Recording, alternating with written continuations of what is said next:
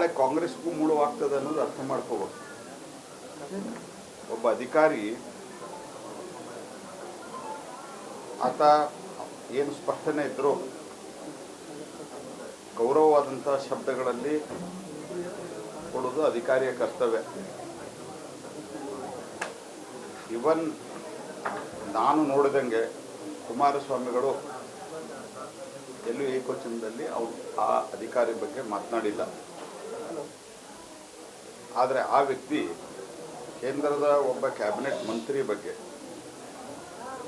ಏಕವಚನದಿಂದ ಮಾತನಾಡುವಂಥದ್ದು ಮತ್ತು ಅತ್ಯಂತ ಕೆಟ್ಟ ಪದಗಳನ್ನು ಹಂದಿ ಇತ್ಯಾದಿ ಬಳಸುವಂಥದ್ದು ಇದು ಆತನ ಅಹಂಕಾರದ ಪರಮಾವಧಿ. ಆ ಅಧಿಕಾರಿ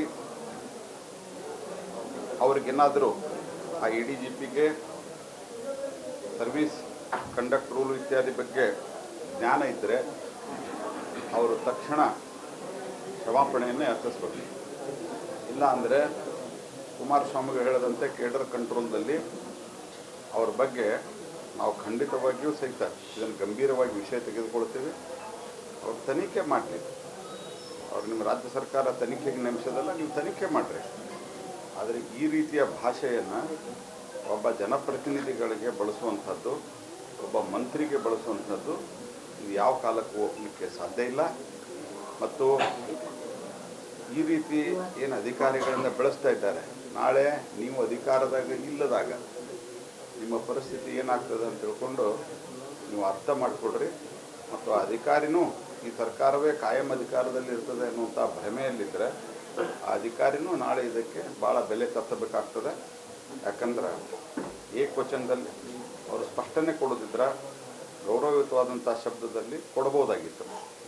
ಮತ್ತು ರಾಜ್ಯಪಾಲರ ಆಫೀಸನ್ನು ತನಿಖೆ ಮಾಡ್ತೀನಿ ಅಂತ ಕೇಳಿರುವಂಥದ್ದು, ಅದಾದ ನಂತರ ಕುಮಾರಸ್ವಾಮಿಯವರು ಆ ವಿಷಯದ ಬಗ್ಗೆ ಮಾತನಾಡಿದಾಗ ಅವ್ರನ್ನ ಏಕವಚನದಲ್ಲಿ ಸಂಬೋಧಿಸಿರುವಂಥದ್ದು ಮತ್ತು ಅತ್ಯಂತ ಕೆಟ್ಟ ಭಾಷೆಯನ್ನು ಪ್ರಯೋಗ ಮಾಡಿರುವಂಥದ್ದು ಇದು ಸರ್ಕಾರದ ಆಡಳಿತಕ್ಕೆ ಹಿಡಿದಂಥ ಒಂದು ಕೈಗನ್ನಡಿಯಾಗಿದೆ.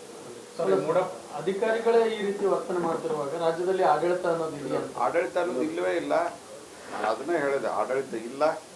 ಮತ್ತು ಈ ರೀತಿಯ ದುರಹಂಕಾರದ ಅಧಿಕಾರಿಗಳನ್ನು ಬೆಳೆಸೋದು ಸರ್ಕಾರಕ್ಕೆ ಒಂದು ದಿವಸ ಮುಳುವಾಗಲಿ.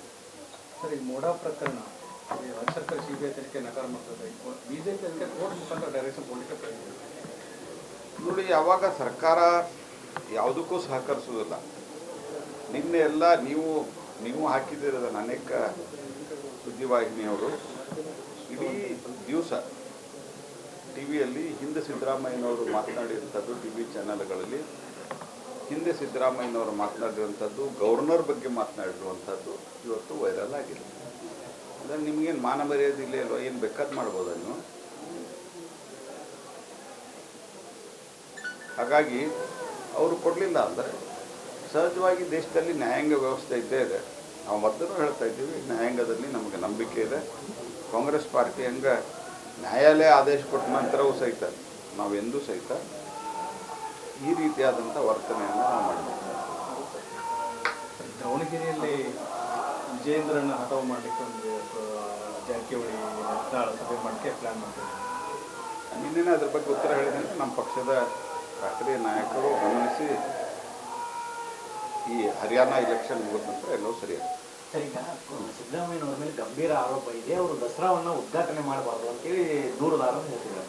ಸ್ನೇಹಮಯಿ ಕೃಷ್ಣ ಅವರು ನೋಡಿರಿ, ಅವ್ರು ಏನೂ ಮಾಡಬಾರ್ದು. ಆದರೆ ಅವ್ರಿಗೆ ದಪ್ಪ ಚರ್ಮದವರು, ಹೀಗಾಗಿ ಅವರು ಎಲ್ಲವನ್ನೂ ಮಾಡ್ತಾರೆ. ಅವ್ರು ಏನೂ ಮಾಡಬಾರ್ದು. ಈಗ ಅಧಿಕಾರನೇ ಅವರು ಯಾವುದೇ ರೀತಿಯಾದಂಥ ಪ್ರಮುಖ ಅವ್ರು ತಕ್ಷಣ ರಾಜೀನಾಮೆ ಕೊಡ್ಬೇಕನ್ನೋ ಪ್ರಶ್ನೆ ಇದ್ದಾಗ ಅವ್ರು ಉದ್ಘಾಟನೆ ಮಾಡೋ ಪ್ರಶ್ನೆಯಲ್ಲಿ ಬರ್ತದೆ. ಮರ್ಯಾದೆ ಇದ್ದರೆ ಅವರು ದಸರಾ ಬಿಡ್ರಿ, ದಸರಾ ಒಂದು ಪವಿತ್ರವಾದಂಥ ನಾಡಿನ ಉತ್ಸವ. ಇನ್ನು ಯಾವುದೂ ಮಾಡಬಾರ್ದು. ಅವ್ರು ಸಿಂಪಲ್ ಸಿಗ್ನೇಚರ್ ಸೈನ್ ಹಾಕಬಾರ್ದು ಅವರು. ಅದು ಇನ್ನು ಆದರೆ ಅವರು ಕಾಂಗ್ರೆಸ್ ಪಾರ್ಟಿ, ನಾನು ನಿನ್ನೆ ಹೇಳಿದ್ದೇನೆ, ಅವ್ರ ಮುಖಂಡರೇ ಸಂಪೂರ್ಣವಾಗಿ ಭ್ರಷ್ಟಾಚಾರದಲ್ಲಿ ತೊಡಗಿಕೊಂಡಿದ್ದಾರೆ. ಬೇಲ್ ಮೇಲಿದ್ದಾರೆ. ಬೇಲ್ ಮೇಲಿದ್ದವರು ಇವ್ರಿಗೇನು ನೈತಿಕತೆ? ಅವ್ರು ಅದನ್ನ ಪ್ರಶ್ನೆ ಕೇಳ್ಯಾರ. ಇಂಟರ್ನಲ್ಲಿ ಕಾಂಗ್ರೆಸ್ನವ್ರಿಗೆ ಕೇಳಿದ್ದಾರೆ, ಇದು ಚರ್ಚೆ ನಡೆದಾಗ. ನೀವು ಎಲ್ಲ ಬೇಲ್ ಮೇಲೆ ಇದ್ದೀರಿ ಅಂತ ಹೇಳ್ಯಾರ ಅವರು ಸಿದ್ದರಾಮಯ್ಯನವರು, ರಾಹುಲ್ ಗಾಂಧಿಗೆ, ಸೋನಿಯಾ ಗಾಂಧಿಗೆ ವಾದ್ರಾಗ. ಈಗ ರಾಜೀನಾಮೆ ಕೇಳಿದ್ದಾರೆ. ಒಬ್ಬರಾದರೂ ಧೈರ್ಯ ಮಾಡಿದ್ದಾರೆ, ಅವರಿಗೆ ಅಭಿನಂದನೆ ಹೇಳ್ತೇನೆ. ಸ್ನೇಹಮಣಿ ಕೃಷ್ಣ ಮೇಲೂ ದೂರು ಕೂಡ ರೆಡಿ ಮಾಡಿಕೊಟ್ಟಿದ್ದಾರೆ. ಅವರು ನೋಡಿ, ಈ ಬ್ಲ್ಯಾಕ್ ಮೇಲ್ ತಂತ್ರವನ್ನೇ ಮಾಡ್ತಾ ಇದ್ದಾರೆ ಅವರು, ಎಲ್ಲದರಲ್ಲಿಯೂ ಬ್ಲ್ಯಾಕ್ ಮೇಲ್ ತಂತ್ರವನ್ನೇ ನಡೆಸ್ತಾ ಇದ್ದಾರೆ. ಈ ವಿಡಿಯೋ ನಿಮಗೆ ಇಷ್ಟವಾದಲ್ಲಿ ಲೈಕ್ ಮಾಡಿ, ಶೇರ್ ಮಾಡಿ, ಸಬ್ಸ್ಕ್ರೈಬ್ ಮಾಡಿ.